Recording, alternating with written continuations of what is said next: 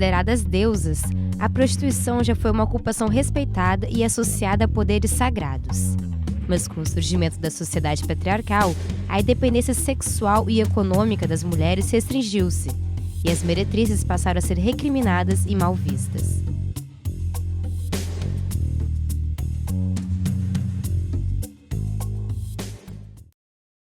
Meu nome é Luellen, tenho 25 anos, sou trabalhadora sexual, feminista e ativista. Sou Marcele Malta, ativista em direitos humanos, sou presidente de uma ONG de travestis e transexuais do estado do Rio Grande do Sul, que é a Igualdade RS, e a vice-presidenta da Rede Trans do Brasil.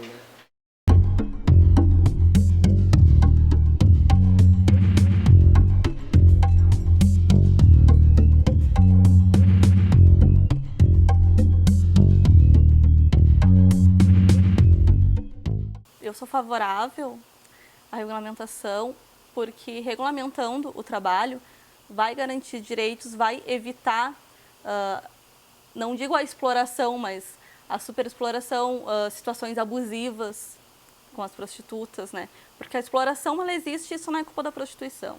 Bom, a questão da regulamentação da prostituição, eu não sei, eu estou vendo dois lados, né, para nós da população de travestis, né?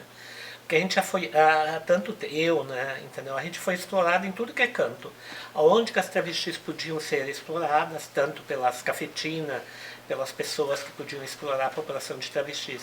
Eu sou da época que, vamos supor, se tu comprava... Eu não saía para comprar uma calcinha, não saía para comprar uma maquiagem, eu mandava outra pessoa comprar, entendeu?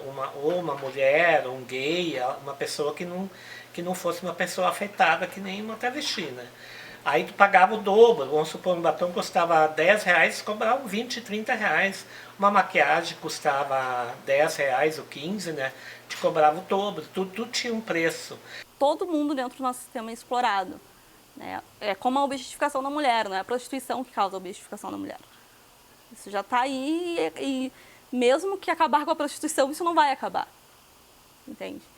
E as trans, no caso das trans, eu acredito que tem essa divisão muito também porque as trans não trabalham, a maioria não trabalha em casas, né? Não existe, pelo menos aqui não existe casas que recebam, né, as trans. Então acho que é um pouco isso. Mas mesmo assim eu acho que as trans também seriam beneficiadas, sim. A questão da exploração sexual, eu sou totalmente contra, né? Sempre fui, né? Eu acredito que a gente participou com as prostitutas em Brasília sobre a regulamentação da prostituição. Eu sei que as mulheres prostitutas são favoráveis à questão da regulamentação da prostituição. Nós, a nível nacional, a gente ainda está discutindo a regulamentação, né? Eu sou a favor que cada um, né, eu acredito assim, das travestis, tem que pagar o INSS, para no futuro pensar em ter pelo menos, nem que seja um salário mínimo para viver.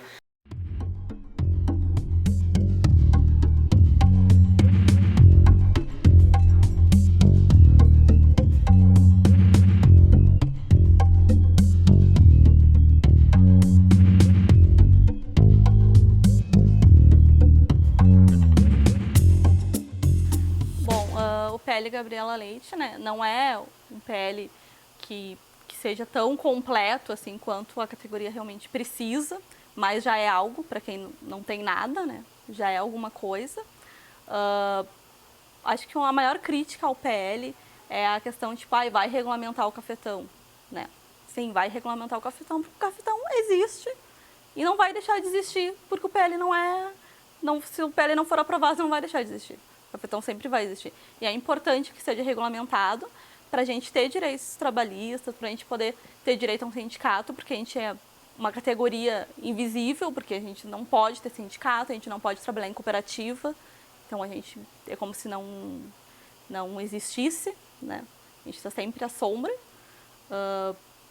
E de fato a prostituição ela gera muitos empregos não só para as trabalhadoras sexuais, mas também dentro das casas gera muito emprego para garçom, para pessoal de serviços gerais, porteiro, segurança, camareira, cozinheiro, etc. Gera uma rede de empregos e ninguém vê isso, ninguém olha isso, né? Então a regulamentação da prostituição, eu acredito que a gente tem que amadurecer dentro do movimento nós da Rede Trans do Brasil e também há anos, a gente está discutindo isso há muitos e muitos anos, a regulamentação da prostituição. Só que assim a gente tem que sentar em conjunto, porque hoje a gente tem uma juventude de travestis novas, né? Não sei o que elas hoje estão pensando, e as travestis que já estão nos 30, 40, 50 anos, muitas vezes não chegam lá, porque eu acredito que as profissionais do sexo, as travestis, 40 anos, para a prostituição, elas já estão ficando, eu digo assim, para fazer sexo não, mas a questão da prostituição, hoje a gente vê as travestis mais jovens, cada vez mais jovens, começando a se prostituir, né? Então, a oferta é muito grande e a procura é muito pequena, né? Então, as travestis que chegam nos 40 anos, quem vai ganhar mais dinheiro são as travestis mais novinhas e mais bonitinhas, né? As que têm mais glamour, né? Então, isso eu sempre passo para elas, né? Não que a prostituição saia dentro de nós, né? Eu tenho 64 anos, se hoje eu não tivesse o meu salário, eu estaria onde hoje? Eu estaria numa esquina, sendo profissional do sexo, me prostituindo, mas ganhando pouco, não ganhando, mas era a minha sobrevivência. Isso eu passo para a população de travestis jovens, pensar para o futuro o que elas vão fazer na idade que elas vão chegar, um dia, vamos supor, 60, 65, 70 anos, não sei, né? E sem rendimento, sem ninguém ajudar. Daí não tem mais família, não tem mais irmão, não tem mais sociedade, não tem mais amigo, não tem mais ninguém para proteger essa população que é tão discriminada, a questão da violência. E daí todo mundo fala, tipo, todo mundo, né? As feministas falam que tem que inserir essas pessoas no mercado de trabalho de outra maneira. Mas será que o mercado de trabalho absorveria essas pessoas? De que forma isso aconteceria? Né? Eu acho que não é bem por aí. Eu acho que o mercado do sexo é um mercado de trabalho digno, sim. E não tem problema nenhum em se trabalhar nele, desde que tu tenha direitos garantidos.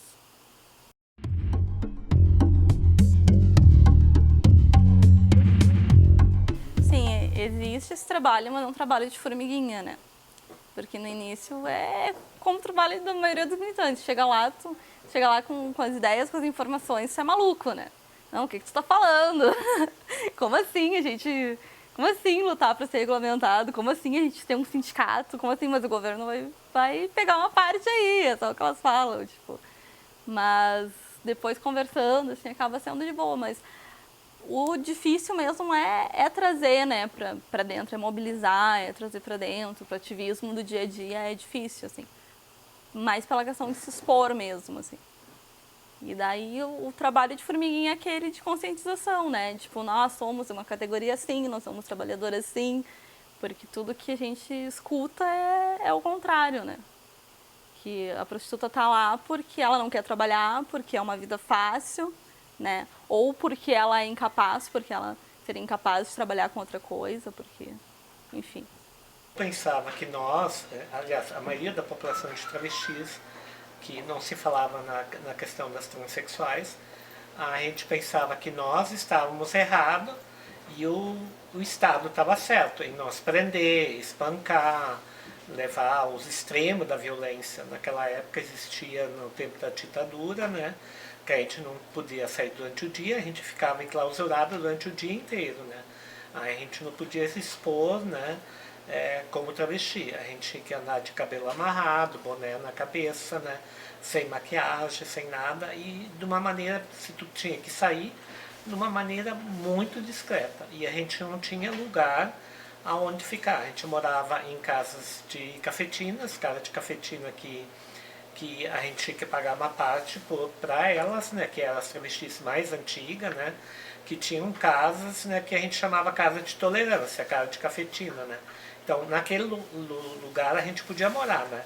Eram várias e várias, muitas travestis, 50, 60, 70, não me lembro mais. Era um número muito elevado de travestis que moravam, porque a gente não conseguia alugar um espaço, alugar um apartamento, alugar uma casa, mesmo a gente ganhando, né? Porque eu me lembro que naquela época a questão das travestis que se prostituía, mesmo com a repressão policial, tanto da polícia civil, que era maior, do que a brigada militar. Isso eu me lembro que na época da ditadura, a polícia civil que mais reprimia, né? Era a CRV, né, naquela época, né? E a gente pensava, né, que A gente está errado, a gente está se prostituindo, a gente está fazendo uma coisa errada. O que existia? Vamos supor, se tu apanhava, né, entendeu, do policial, né, levava uma cacetada, porque naquela época, hoje não existe mais, a questão dos cacetetes, que o cacetete comia, né, porque a gente apanhava mesmo, né, tu não podia ficar, quem não corria apanhava, né, que muitas vezes, eu me lembro da minha época, né, quando nova, né, que a maioria das travestis, elas se mutilavam, né, eu nunca usei, né, mas elas ensinaram como colocar uma gilete uma gilete quebrada, tu quebrava lá no meio, né? E tu pegava, tu colocava entre a bochecha e a língua, né? Quando chegava a polícia, elas tiravam, se mutilavam, se cortavam toda, para não ser levada, porque estava sangrando, tinha que ser levada para o pronto-socorro, e a polícia não queria se sujar de sangue, né? Então essas travestis eram, como é que se diz, as marginais da sociedade, né? Aliás, todas nós éramos o lixo da sociedade que existia. Na verdade, assim, o que acontece com as prostitutas, né? As prostitutas, elas já são tão estigmatizadas, já sofrem tanto preconceito em todos os setores da sociedade que acabam não querendo se expor, né, dessa maneira. A maioria acaba não querendo se expor dessa maneira. Porque socialmente é feio ser prostituta. Então, lutar por uma categoria de trabalhadoras sexuais parece algo muito fora da realidade para a maioria das pessoas. Inclusive, as próprias trabalhadoras sexuais não têm, muitas vezes, essa consciência de que realmente é um trabalho, de que é digno e tal, porque é tanto moralismo que é imposto, né, para essas pessoas, que essas pessoas acabam se oprimindo e acabam aceitando aquilo como verdade.